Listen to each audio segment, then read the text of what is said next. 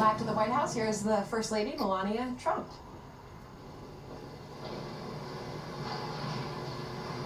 With the disgraceful Jeffrey Epstein need to end today. The individuals lying about me are devoid of ethical standards, humility, and respect. I do not object to their ignorance, but rather I reject their mean-spirited attempts to defame my reputation. I've never been friends with Epstein. Donald and I were invited to the same parties as Epstein from time to time, since overlapping in social circles is common in New York City and Palm Beach. To be clear, I never had a relationship with Epstein or his accomplice, Maxwell. My email reply to Maxwell cannot be categorized as anything more than casual correspondence. My polite reply to her email doesn't amount to anything more than a trivial note. I am not Epstein's victim. Epstein did not introduce me to Donald Trump. I met my husband by chance at a New York City party in 1998.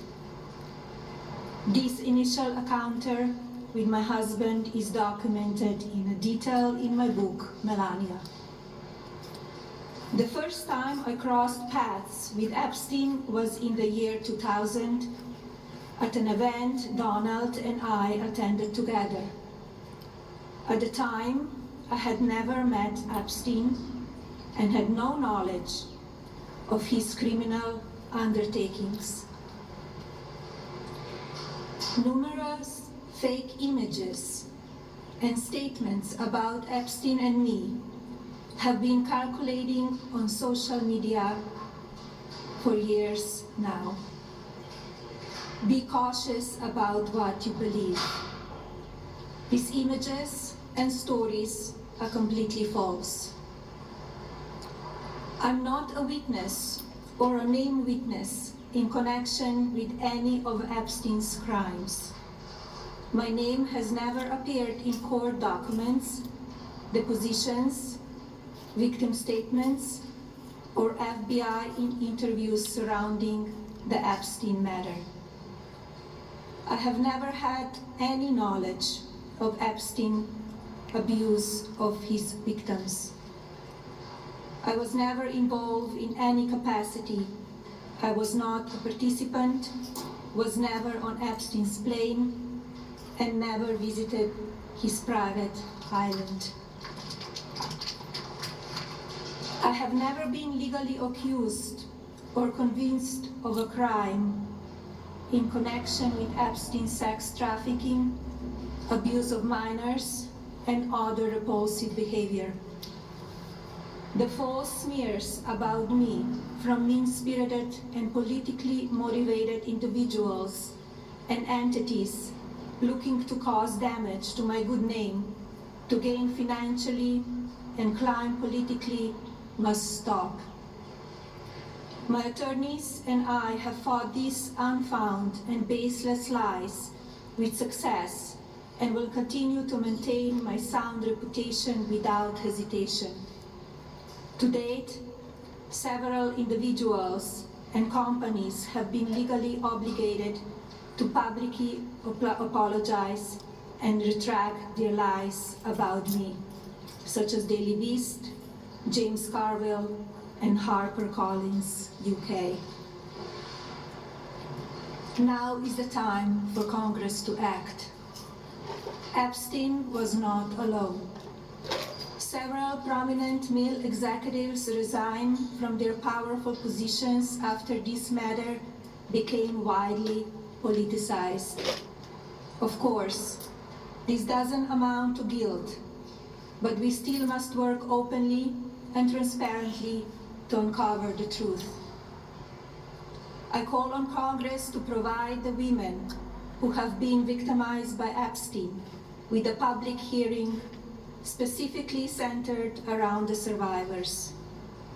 Give these victims their opportunity to testify under oath in front of Congress with the power of sworn testimony.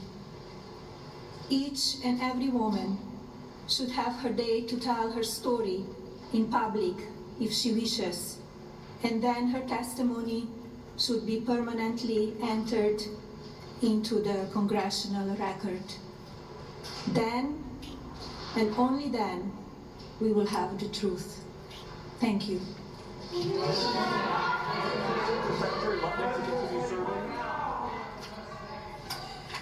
Well, the announcement obviously was exactly that. Her first few words got clipped by the pull mic as she began speaking, John, and I can tell you she led with the lies linking me with the disgraceful Jeffrey Epstein need to end, making it very clear she wanted to clear up any rumor of her involvement with him. That was a pretty extraordinary moment there at the White House that we just witnessed with the First Lady coming forward to beat back all of these reports that came out recently with the new dump of the Epstein files, where a lot of people were linking her to Epstein, even suggesting that it was Jeffrey Epstein that introduced her to the president. She came out and said, no, he did not introduce the two of us. We met, we went to this party together. In fact, and Epstein was there, saying that she never knew Epstein personally. She had casual correspondence with Ghislaine Maxwell and was never at Epstein's island. But for the First Lady to come out personally, rather than through a statement through her office, and slam back these rumors, I mean, I've never seen anything like that. Yeah, and there was no, in the lead up to the announcement, we were not given any idea what that was about. We were simply told by a White House official that it would be newsy, and it was that indeed, John. And she pointed to the details on how she met Epstein and how she met her husband are detailed in her memoir, Melania. So, you know, if you haven't read that, you've heard it straight from her mouth. So, all right, we'll see where this goes from here. A new deadline in the Middle East as Iran warns of fresh aggression against Israel. That coming up next. Former CENTCOM Commander General What a wonderful Joseph lady, Votel and is standing by mostly with us. abused by the only way we're going to get people that that confidence would back say is those if the evil United things States about her that weren't escorts true at all. or allows our